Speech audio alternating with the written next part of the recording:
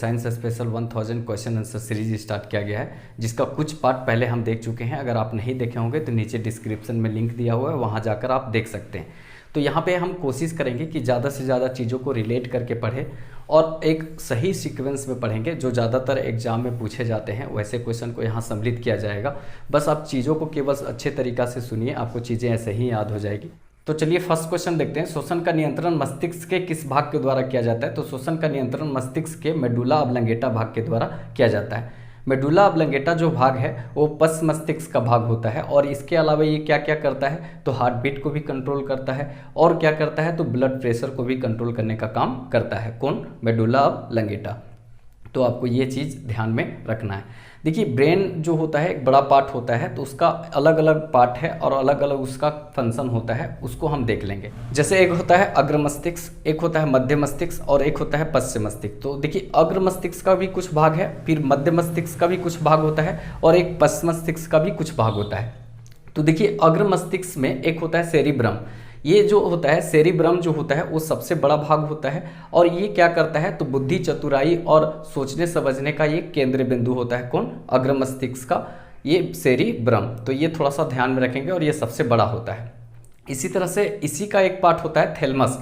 Thalamus क्या करता है? तो मस्तिष्क का यह भाग जो होता है वो दर्द को अनुभूति कराने का काम करता है और इसके अलावे क्या करता है? तो ठंडा और गर्मी की भी अनुभूति कराने का काम करता है, मतलब अनुभव कराने का काम करता है। कौन? थैलेमस। तो ये भी थोड़ा सा ध्यान में रखें। इसके अलावा एक होता है हेपोथैलेमस। हेपोथैलेमस क्या करता है? तो भूख, प्यास, ताप को नियंत्रित करने का काम करता है। तो ये सब था अग्र मस्तिष्क का पार्ट। इसी तरह से एक होता है मध्य मस्तिष्क और मध्य मस्तिष्क में होता है कार्पोरा क्वाड्रिजेमिना। कार्पोरा क्वाड्रिजेमिना क्या करता है कि सुनने और देखने की शक्ति को नियंत्रित करने का काम करता है। कार्पोरा क्वाड्रिजेमिना, ये थोड़ा सा ध्यान में रखेंगे। अब इसके बाद एक पश्च मस्तिष्क होता है। पश्च मस्तिष्क का एक महत्वपूर्ण भाग होता है मेडुला ऑब्लंगेटा, जिसके बारे में हम देख चुके हैं। इसके अलावा एक होता है सेरिबेलम। तो देखिए सेरिबेलम जो होता है वो क्या करता है? शरीर को नियंत्रित करने का काम करता है। अब यहाँ मस्तिष्क का बात आया तो मस्तिष्क से रिलेटेड कुछ इंपॉर्टेंट फैक्ट है जिसको ध्यान में रखना है। जैसे बोला जाएगा कि चाइल्ड, एक बच्चा होता है, उसका मस्तिष्क का वजन कितना होता है? तो 300 से 400 ग्राम होता है, ये ध्यान में रखेंगे। इसी तरह से पूछा जाएगा कि मेल, एक पुरुष है, उसका मस्तिष्क का वजन कितना होता है? जो वयस्क होता है उसका कितना होता है? तो 1450 ग्राम। और फीमेल का कितना होता है? तो 1350 ग्राम। यहाँ पे फीमेल का 100 ग्राम क्या होता है? कम होता है। अब 100 ग्राम कम होता है तो इसका मतलब ये नहीं है कि मस्तिष्क का वजन कम है तो उसका दिमाग भी कम होगा, ऐसा कोई बात नहीं होता है। एक्चुअली में टोटल बॉडी वेट का 2% मस्तिष्क का वजन होता है। तो स्वाभाविक सी बात है कि महिलाओं का वजन पुरुषों के वजन से थोड़ा कम होता है, इसीलिए यहाँ पे दिमाग का वजन भी थोड़ा कम हो जाता है। तो आई होप आपको इस चीज़ें थोड़ा समझ में आ गया होगा।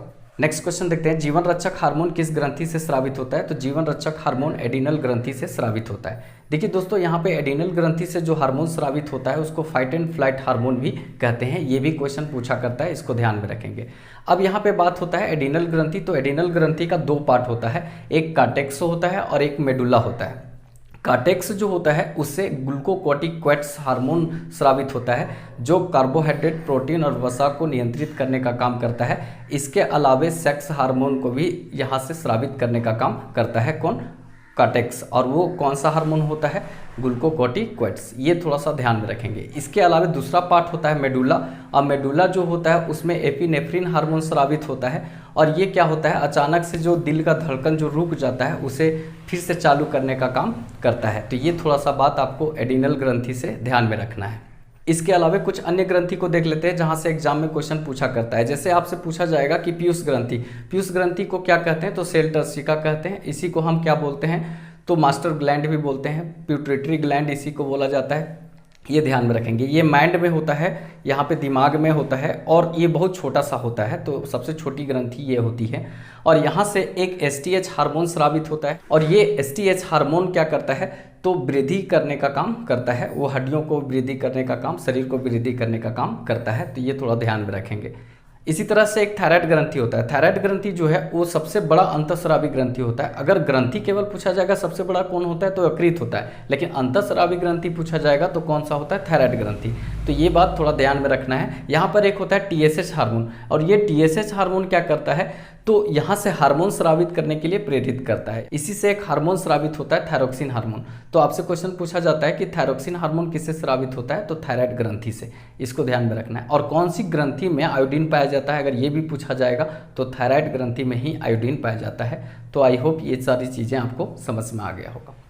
इसी तरह से एक पैराथायराइड ग्रंथि होता है। पैराथायराइड ग्रंथि क्या करता है, तो ब्लड में कैल्शियम की मात्रा को कंट्रोल करने का काम करता है। देखिए दोस्तों, यहाँ पे पैराथायराइड हार्मोन जो होता है वो अगर ब्लड में कैल्शियम की मात्रा कम हो जाता है तो उसे नियंत्रित करने का काम करता है, और अगर कैल्शियम की मात्रा बढ़ जाता है तो वहाँ कैल्सिटोनिन हार्मोन स्रावित होता है और उसको नियंत्रित करने का काम करता है। अगर कैल्शियम की मात्रा अनबैलेंस हो जाती है, कम या ज़्यादा हो जाती है, तो पथरी जैसी रोग होने की संभावना बढ़ जाती है। उसी को हम कैल्शियम ऑक्जुलेट कहते हैं। तो ये थोड़ी थोड़ी बातें आपको ध्यान में रखनी है। नेक्स्ट क्वेश्चन देखते हैं, जनसंख्या का अध्ययन कहलाता है, तो जनसंख्या का अध्ययन डेमोग्राफी कहलाता है।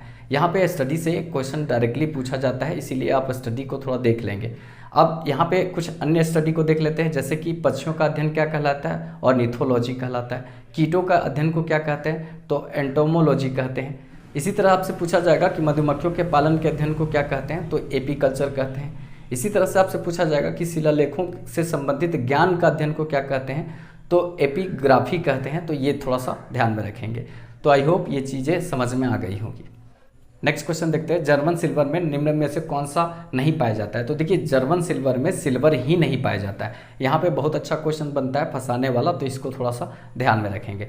अब यहाँ पे जर्मन सिल्वर जो है मिश्र धातु वो कैसे बनता है, तो यहाँ पे ध्यान में रखना है, copper plus zinc plus nickel को मिलाने के बाद ये बनता है कौन, जर्मन सिल्वर। इसी तरह से पीतल कैसे बनता है, अगर आपसे पूछा जाएगा तो कॉपर प्लस जिंक से बनता है। इसी तरह से आपसे बोला जाएगा कांसा कैसे बनता है, तो कांसा कैसे बनता है, तो कॉपर प्लस टीन से बनता है। इसी तरह से गन धातु पूछा जाएगा कैसे बनता है, तो copper plus tin plus zinc से बनता है। और इसी तरह से अगर आपसे ये पूछा जाएगा कि फ्यूज तार कैसे बनता है, तो टीन प्लस लेड से बनता है। इसको थोड़ा थोड़ा बात आपको ध्यान में रखना है, यहाँ से क्वेश्चन पूछे जाते हैं। नेक्स्ट क्वेश्चन देखते हैं, अपकेंद्रीय बल का उदाहरण है। तो अपकेंद्रीय बल का उदाहरण कौन सा है, तो दूध से क्रीम निकालने वाली मशीन। देखिए दोस्तों, अपकेंद्रीय बल का मतलब क्या होता है, मान लेते हैं ये गोला पार्ट है, उसका ये केंद्र बिंदु है, तो केंद्र से बाहर की ओर बल लगता है तो उसको हम कहते हैं अपकेंद्रीय बल।